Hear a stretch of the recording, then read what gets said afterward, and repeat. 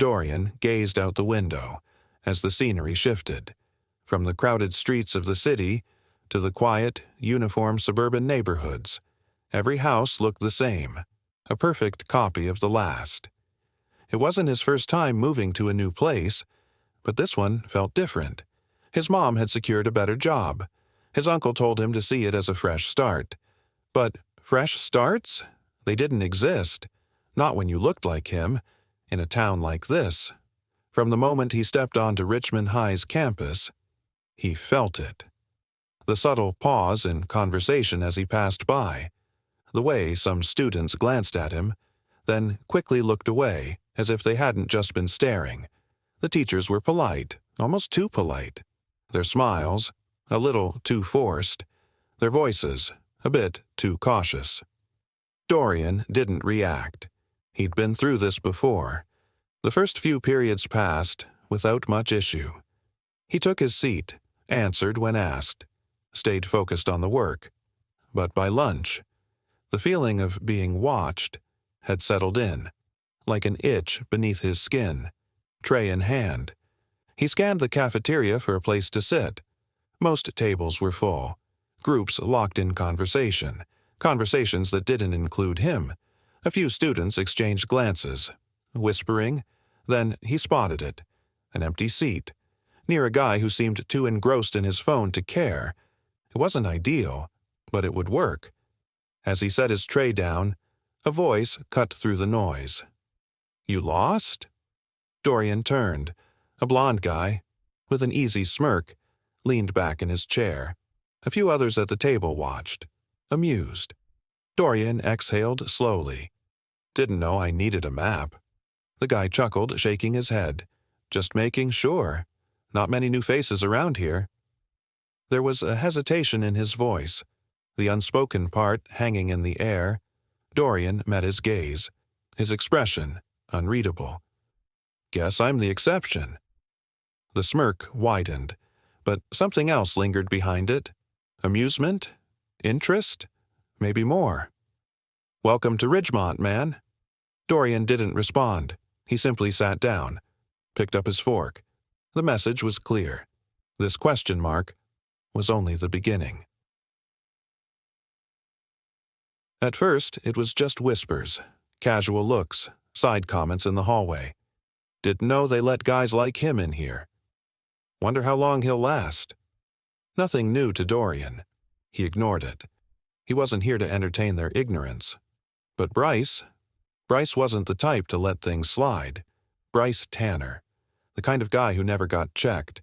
His dad owned half the car dealerships in town, and his crew, they followed him like he was royalty, quarterback, golden boy, the guy who got away with everything.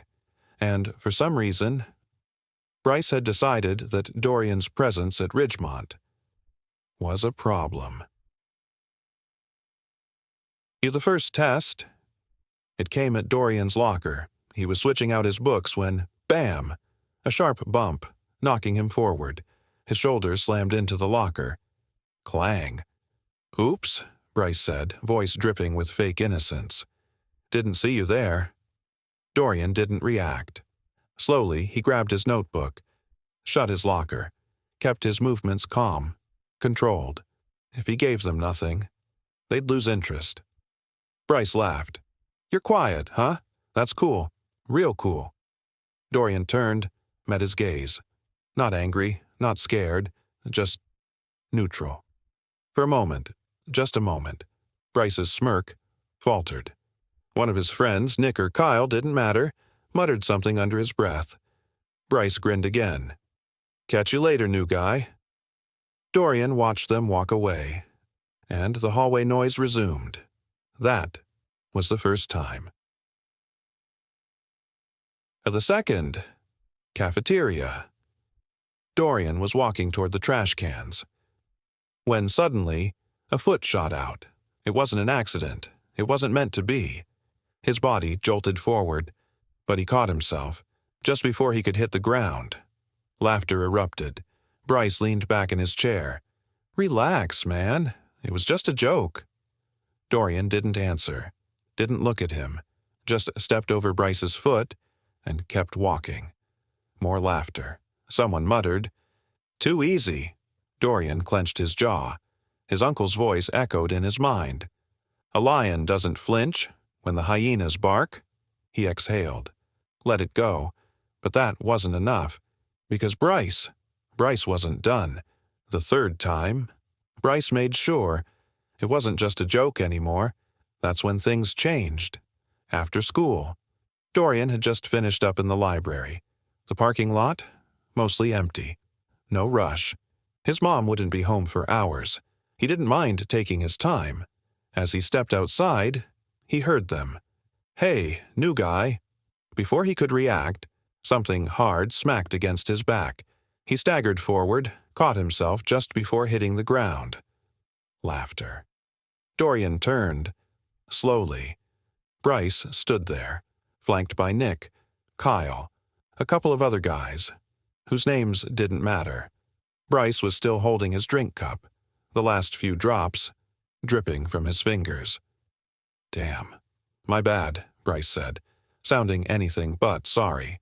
"Didn't see you there." Dorian glanced down. His hoodie, soaked. Soda splattered across the fabric.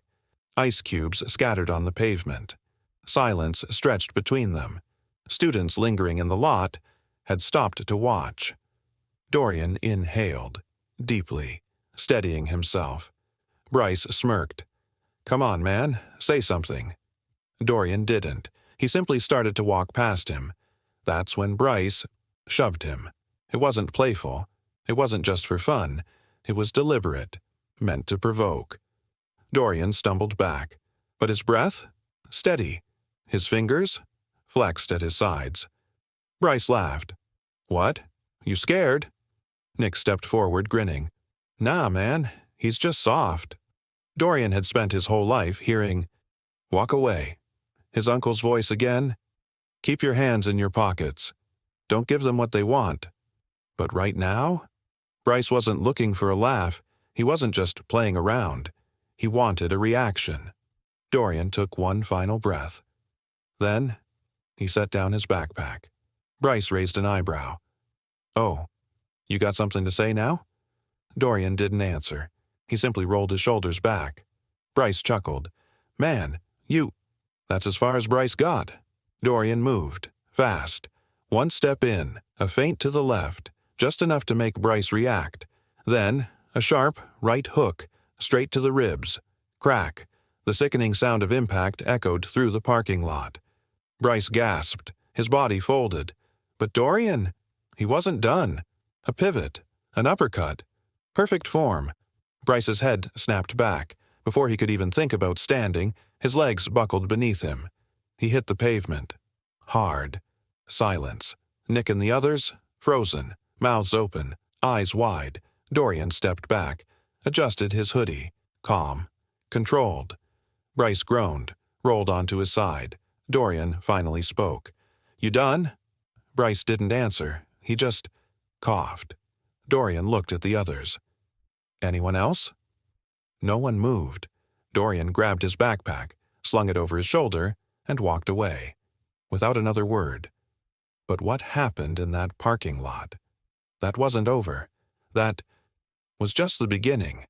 The next morning, the entire school knew. Dorian didn't have to check his phone. He could see it. The way people looked at him said everything. The stares weren't just curiosity anymore. They were different. Some impressed. Some nervous. A few looked at him, like they were seeing him for the first time. Bryce wasn't at school. That didn't surprise him. A hit like that, witnessed by half the parking lot, that's not something you bounce back from overnight. Nick and Kyle? They kept their distance. Dorian walked into class, like nothing had happened, sat down, pulled out his notebook, business as usual. But people, they weren't done talking. At lunch, conversations quieted as he passed. Whispers followed him. Some freshmen, kids who had never even spoken to him before. Now, they treated him like a legend. Others murmured, "Damn, didn't know the new guy had hands." Bryce had it coming. Heard he's not coming back for a week. Dorian ignored it. He wasn't here to be a hero. Wasn't looking for validation. Then, as he sat down, he heard something else. He's just another violent thug. The words, software, but not soft enough. Dorian turned his head slightly. A couple of girls at a nearby table, one of them wearing expensive jewelry, looking like she had just smelled something foul, looked away the moment she realized he'd heard. His stomach tightened. That's the thing about moments like these.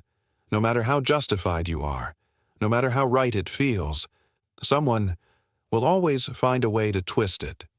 But Dorian, he didn't regret it. Bryce had been looking for a fight. Dorian, he just made sure Bryce got one. Still, the weight of it sat on him. He had spent years training, years controlling himself, years walking away. That wasn't weakness. That was strength. So why did it feel like, no matter what choice he made, people had already decided who he was? Dorian was about to learn. That true strength? It wasn't just about knowing when to fight. It was about knowing what to fight for. The rest of the week? A blur. Bryce still hadn't shown up. His friends? They didn't bother Dorian anymore. The stares faded. The whispers got quieter. But that tension? Still there, lingering, palpable. One afternoon, as he left the gym, Coach Harrison called him over. Got a minute? Dorian hesitated. He wasn't in the mood for a lecture, but something in Coach's tone made him stop. They walked outside, near the track, where the football team was finishing practice. Coach glanced at him. I heard what happened. Figured you had your reasons. Dorian nodded, unwilling to apologize. Coach studied him. You a fighter? Dorian shrugged. Been boxing since I was a kid. Coach let out a low whistle. Yeah, that much was obvious. You're good. But let me ask you something. Did that fight change anything? Dorian looked at him, uncertain. Where was this going? Coach crossed his arms. You think Bryce learned something? Think the rest of them did? Dorian exhaled, ran a hand over his head. He knew the answer. Bryce wasn't the type to reflect, and the others. Some respected him now, some feared him, and some? They'd always see him however they wanted, no matter what he did. Coach nodded, like he could read Dorian's mind. People like Bryce, they don't really lose. Not in a way that sticks. He'll come back, run his mouth, and the cycle starts again. But you're different. You have control. Dorian frowned. What are you saying? Coach tilted his head toward the field. I've been telling the boxing coach to send me a few kids for wrestling. Ever thought about putting your skills to better use? Dorian blinked. Wrestling? Coach grinned. I know you can handle yourself. That much is clear. But there's a difference between winning a fight and owning your power. I've seen too many kids like you get boxed into a reputation they never wanted. You've already shown you're not someone to mess with. Now, show them there's more to you than that. Dorian didn't answer. Not right away. For so long, fighting had been about one thing: survival, standing his ground. But the way Coach spoke, it wasn't about proving something. It was about being more. That night, Dorian sat on his bed, staring at his uncle's old boxing gloves, thinking about all the times he had held back, all the times he had walked away, and the one time he hadn't. Coach was right. Bryce wouldn't change. People? They'd think what they wanted. But Dorian, he still had a choice. And maybe, just maybe, this time, he'd make a different one. Because real strength, it wasn't just about knowing when to fight. It was about knowing what to fight for. If this story resonated with you, hit that subscribe button. Life's full of choices, and sometimes the hardest one is deciding who you want to be. Let's talk about it in the comments. Have you ever been in a situation where you had to stand your ground? How did you handle it? Let's keep the conversation going.